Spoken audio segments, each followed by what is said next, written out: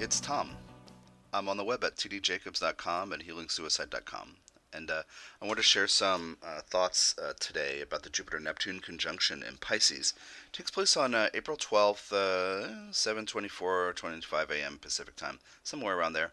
Um, and I want to just kind of layer a story for you with this caveat. I have a bias as somebody who is a spiritual teacher. So yes, I'm an astrologer. Yeah.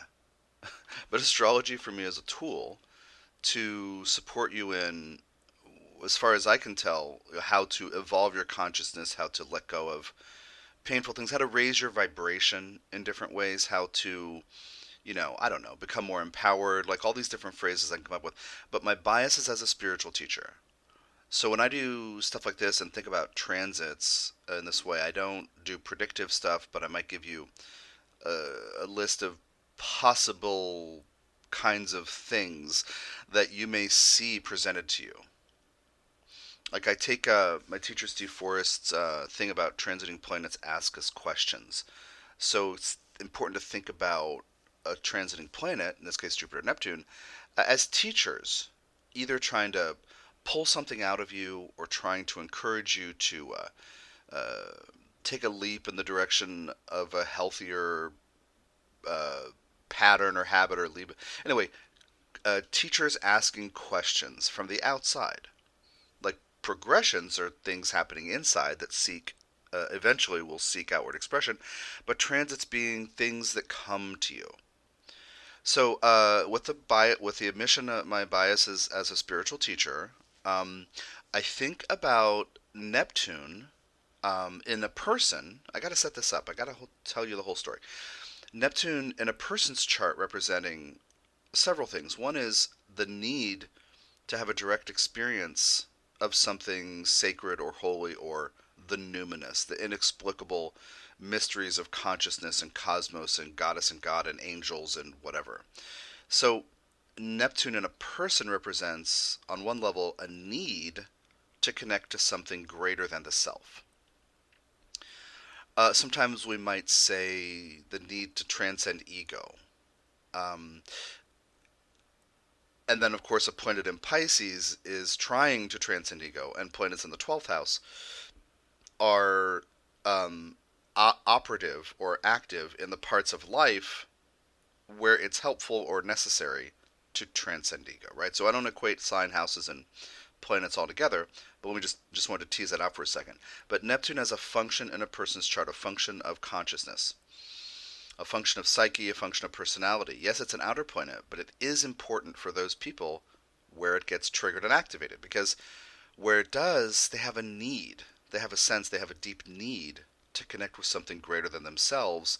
Something extra egoic would be some kind of like, whatever or word I could use. And what that really means is, from my perspective, every person has a part of their psyche that needs to feel part of the greater whole. That's what it is. That's what it's all about for me. Natal Neptune placements. Because it's an outer planet, because it represents, I don't know, a very generic, broad word for this that I would be spiritual things. But I think that just that idea of like spiritual tools or aspects of ourselves that we seek to transcend ego, that we explore, we try to figure out, but there can be a calling in some people. I attract a lot of these people into my practice because the way that I articulate and work with this archetype and live it with my own Neptune configuration, the way that I live it makes sense to Neptunian people. so, so I feel safe in explaining this as long as I had that caveat earlier. I have a bias of a spiritual teacher. Spiritual teacher, by the way, not in any tradition, not in any organized religion tradition, not in any yogic tradition, but from the ascended master Hermes, whom I channel. I often call him slash it Jehudi. That's spelled Djehuty. Jehudi. And some people say Judy because they just do it quickly, and that's fine. Yes, I channeled Judy. Yes. Um,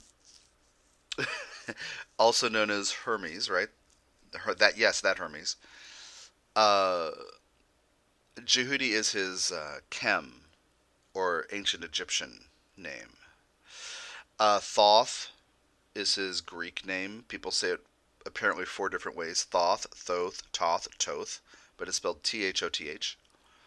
Also Saint Germain, the Ascended Master, who is the keeper of the violet flame of forgiveness, and Merlin, the kind of mythologized wizard type person. Anyway, um, so in that being's way of teaching, yeah, it's a spiritual tradition. I'm trying to help you edge toward your evolution, the evolution of your consciousness. So there's a part of you, natal Neptune, that seeks this. And it's activated by transit progression and relationships and just stuff, right? We do use our natal Neptunes to escape sometimes as a kind of pressure release valve because sometimes the truth of something feels enormous and overwhelming and too much to handle, too much to bear. Also, natal Neptune in a person's chart can represent or indicate where there is a satellite dish where they might be picking up all kinds of signals all the time. And that can be overwhelming. Being around chaos in the world or reports of famine and war and genocide and all kinds of terrible things and also just being around a person in your life who might scramble you or noises that you can't get away from. It just kind of make you sensitive and make you a little crazy sometimes. But you need to transcend with natal Neptune the limits of your egoic definition of self. Okay, so that's like layer one. Neptune in transit as a teacher is asking you what you're surrendered to. Like the need in a person, I left that part out from a minute ago. The need is to surrender to something, to feel part of something, to go with the flow, to surrender to being part of the stream in which all life on earth, or all humans, or all beings swim or live. So then, Neptune as a teacher in transit asks you, are you surrendered? And then perhaps, what are you surrendered to? Is what you're surrendered to serving your highest good? Does it serve your evolutionary path? Or is it an escape valve? Escapist. So transiting Neptune in Pisces for its 14-year gig in Pisces, and we're, a good way through that. I was looking up dates the other day, and I think it was something like maybe dipped in 2011, then it was 2012 for reals, without retrograding back to whatever signs before it, Aquarius, and then 2024 it's going to dip into Aries, and then it'll dip back again. Anyway, so 2024 and 2025. So anyway, so this 14-year period, Neptune, we might say in its own sign, right? And it's asking you to measure. This is my spiritual teacher bias. It's asking you to measure what you're doing in terms of vibration and if it's really, capital T, true. Now, it's not every day that you're pushed into that because, again, Neptune is an outer planet. It's not something that's on our minds every day unless you're somebody who, like me, who works and lives and works this way, right? In this groove. So, transiting Neptune in Pisces is saying, are you surrendered or are you escaping? Are you avoiding or are you relaxing in the face of a truth that may be larger than you? So, human egoic attachments, human egoic attachments may need to be transcended, right? Or moved beyond, or released and let go and relaxed and shed. This does not mean ego is bad. So here we go. As a spiritual teacher, I never shame or blame you for having an ego. You really cannot get anything useful done, no human could, without a strong sense of ego. But we have the opportunity to notice ego as it wants to feed itself versus ego as a tool of serving a greater something.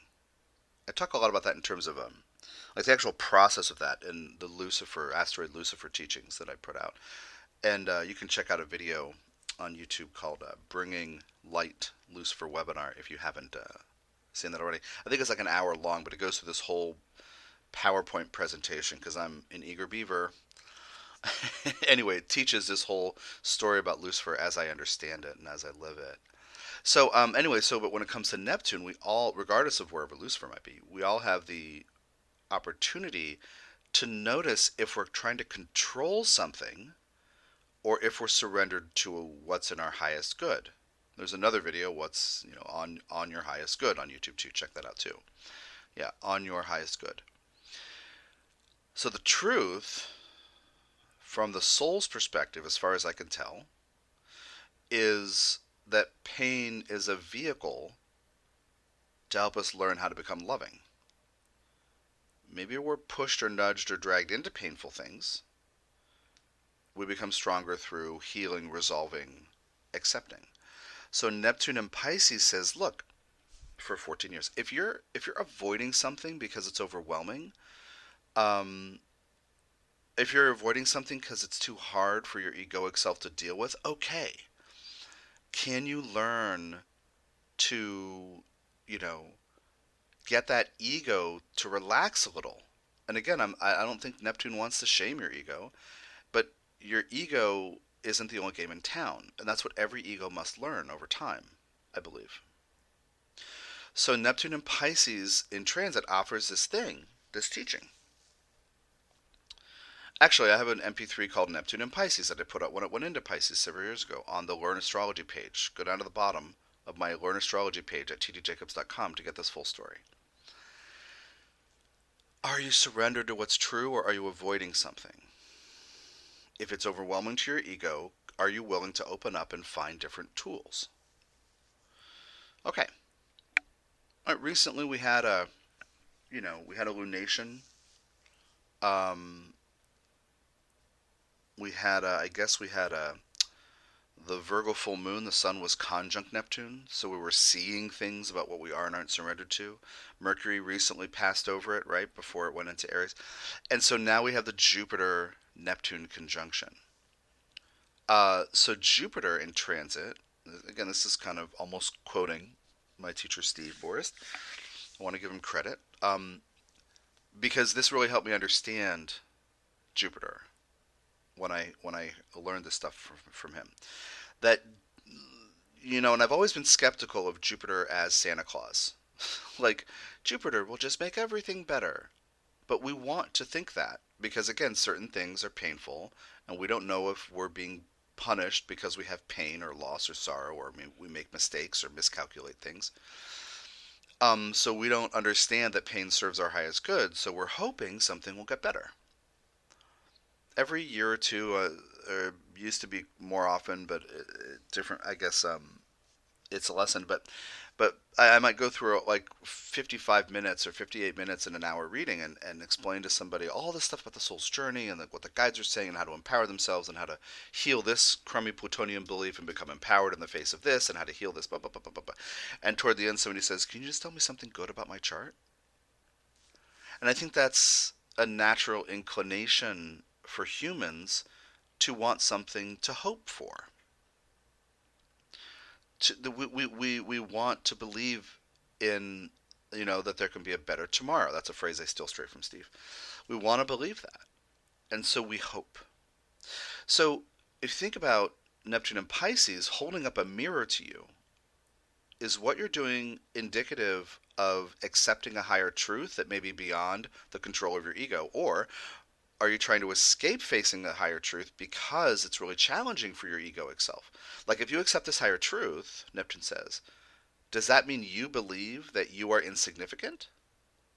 If what's in your highest good means going through something painful, do you believe that means that your pain is irrelevant?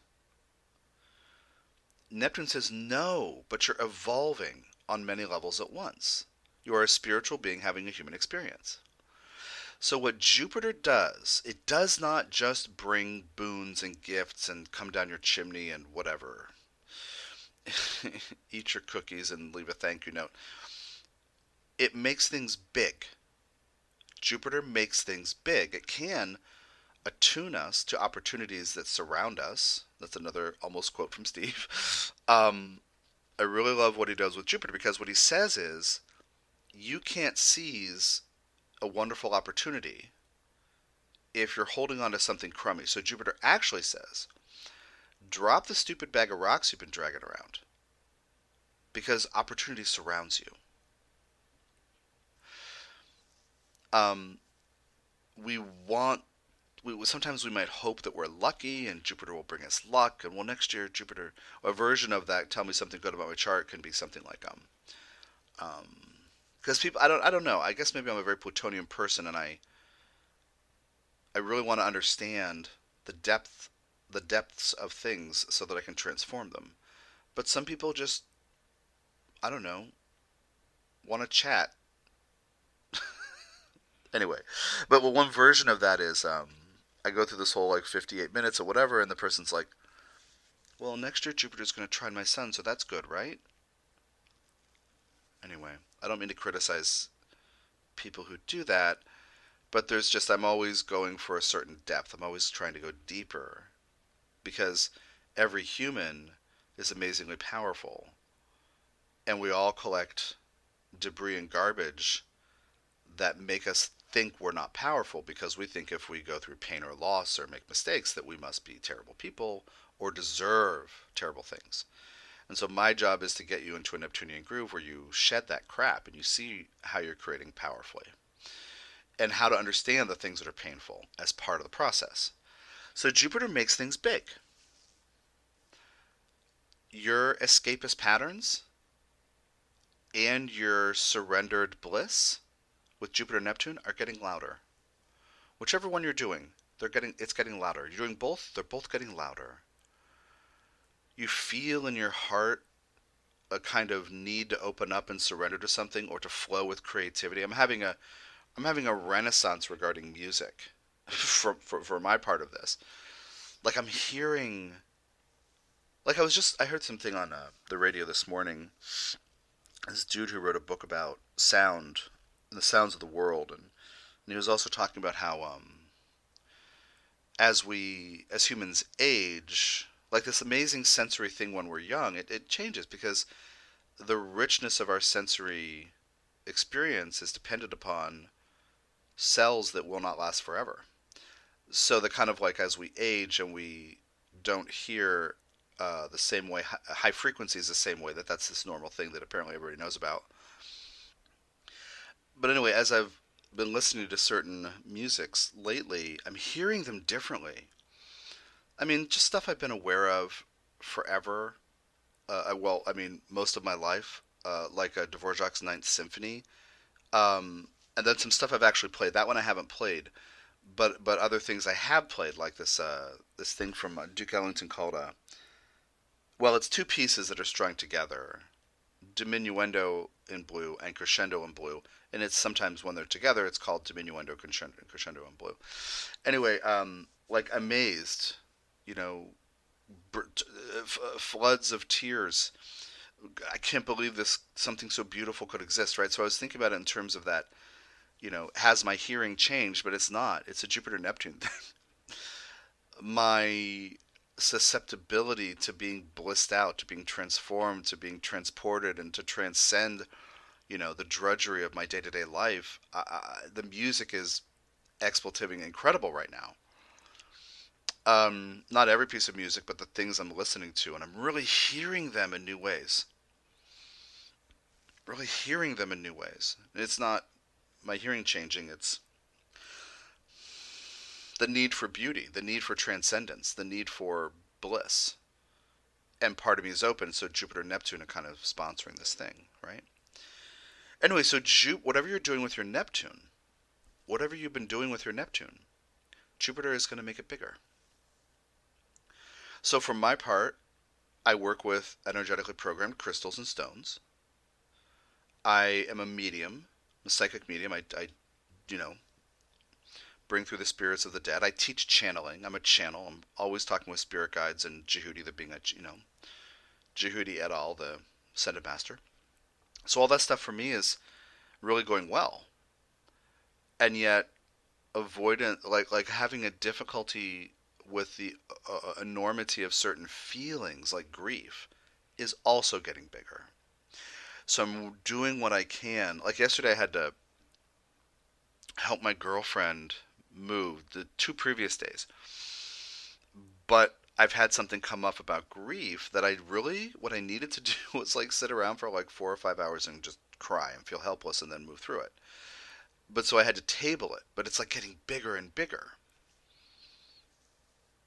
And even in a class last week, in the Higher Self Protocol 2 class, which is where students learn to channel their guides for each other, or each other's guides for each other, and learn a lot about advanced energy management topics, very advanced Neptune stuff, and like how to live with it in a practical way every day. Um, I was trying not to cry all morning because I needed to teach this class. And then one of the students said something that was not funny, but I laughed because it was tension relief. My imagination went off in this direction because I've been holding in this you know, this river of tears. Anyway, it came out as stress relief, and she was like, "It's not funny," and I was like, "No, I know it's not. I'm sorry." Anyway, this like energy builds up, right? And so I'm making a lot of time to let that stuff flow. But think about another angle, like new paragraph, another angle on this for people, for you, person, and everybody. What do you put your faith in? Therefore, what do you believe? And I always talk about this with Neptune and Pisces. What are you willing to believe? Because we can also be susceptible and gullible when it comes to what we surrender to.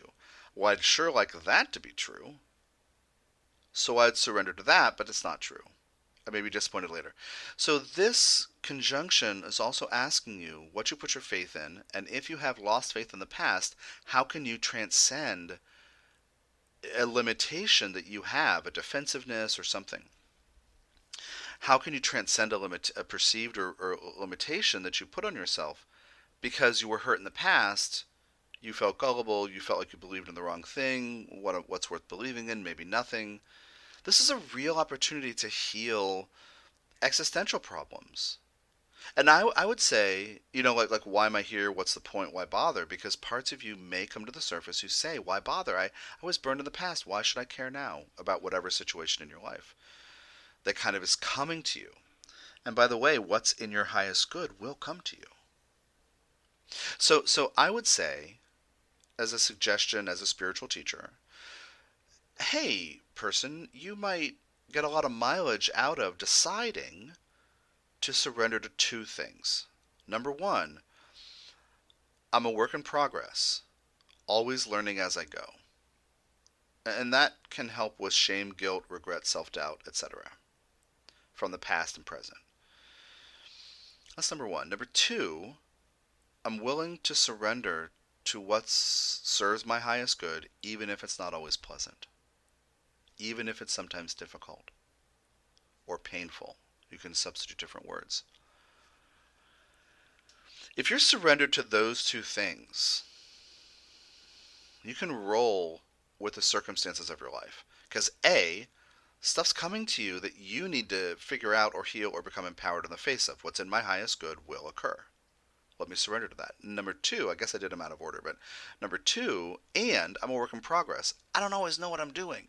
But that doesn't mean if I make a mistake, I should be shamed and judge myself and self-hatred or self-judgment or whatever. So you have the opportunity to upgrade your experience as a person, to upgrade the level of your consciousness, and I don't mean that in a way that it can be, in my world, it can't be tracked and ranked or whatever. Like there aren't specific levels of consciousness, but the idea of like, am I aligned with fear? Am I aligned with guilt and shame, or the fear of being found out to be a terrible person or stupid or full of mistakes or something? Am I aligned with which of the 2 frequencies, love or fear, or faith or fear, am I aligned with? So in my version of this, the evolution of you as an individual, is to get closer to love and more aligned with the loving things: love, acceptance, compassion, forgiveness, right? To become more aligned with those things. Not to force forgiveness, but to become more aligned with a generosity of spirit and giving yourself and others and everybody the benefit of the doubt. To be more aligned more often with those things. Acceptance, right? To be more aligned more often with that column of energy, the loving or faith-based things, and learn to gradually, incrementally unalign with the others. As I teach, higher self protocol 1 and 2, people have like ongoing core or pillar issues to deal with. Like one person might have guilt, another might have shame and guilt, another person might have regret or self-doubt. Another person might just, it could be anything. Sorrow. One of mine is grief and sorrow, and for somebody else it might be like guilt. Anyway, so all these different things. And we sometimes work on it for months because it's a long-term gradual process where we're not saying you shouldn't feel this way. We're saying, okay, part of you stuck on this frequency. Part of you is aligned with this frequency, and it's kind of mucking up your life. Here are exercises and tools and perspectives to help you align with a different frequency. While you have compassion for the part of you who's been so hurt, he or she has veered into guilt or shame or whatever, or stuck in grief in my case. So Jupiter conjunct Neptune. Like, I'm not telling you abundance is coming your way. Love is an option for you. Like being loving, forgiveness, becoming a person who accepts what's in your highest good will occur, becoming somebody who works with the kind of mandate of your spirit guides and the beings who might be helping you. Beings who are helping you, you might not be aware of them. That you can become more loving, more surrendered, more or stronger through aligning with higher and higher frequencies over time while never ignoring the shadows but learning to love them. And there's another video recently about conscious shadow work, Pluto and conscious shadow work, that ties in with this. Check that out on my YouTube channel. So accepting when we're not feeling loving and then learning to upgrade over time. This Jupiter-Neptune may feel amazing, and then we might, in that feeling of being amazed in something beautiful, that might actually trigger a shadow part who doesn't feel amazing to come up. So we've got to work on that. So what I'm saying is, have faith that what's in your highest good will occur, but what's in your highest good will include having to deal with things that are not fun to deal with. Doesn't mean you have to get stuck there all the time, but you have to face those things. I have to face my grief. And through crying, through doing some energy clearing work with a practitioner, I'm making progress. There's a lot more room in me now for the things that come up. Before it was like a bottleneck, it was like a traffic jam. So anyway, have faith that these things can be healed. Be willing to face the truth without, completely denying it or escaping.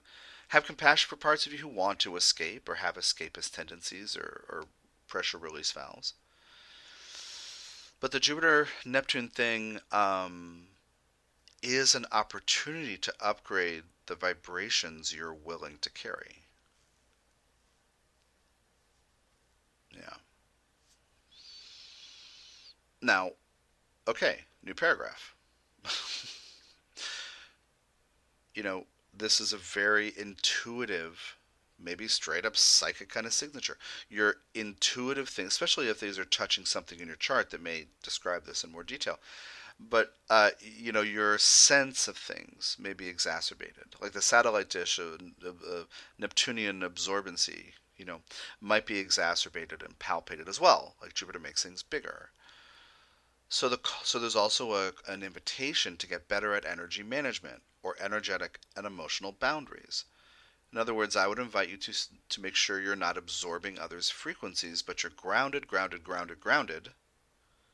in your body, cords through into the earth, and then you're sensing what's in the world around you, but you're not absorbing it.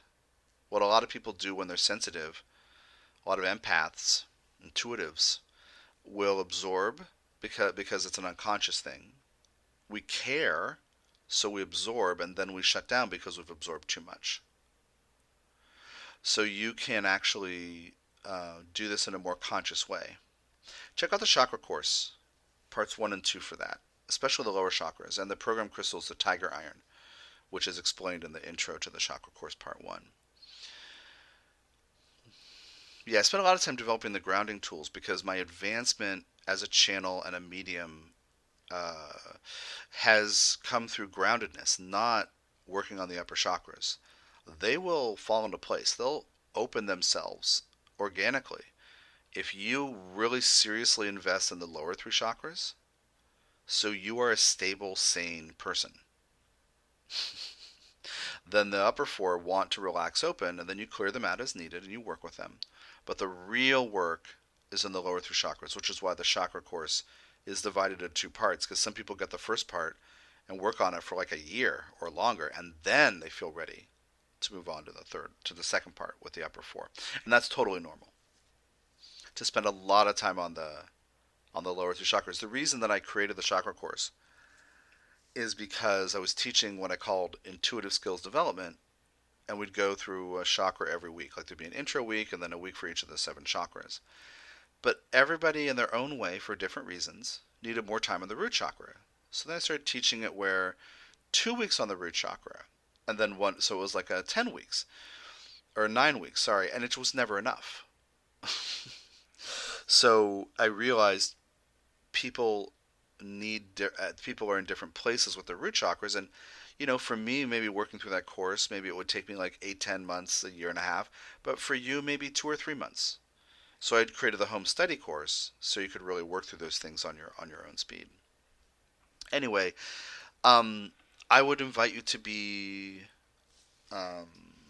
grounded enough not to slip into hopefulness that things will get better with this conjunction. You have the opportunity to improve things. So yeah, they can get better, but don't expect something magical to happen outside you that solves everything.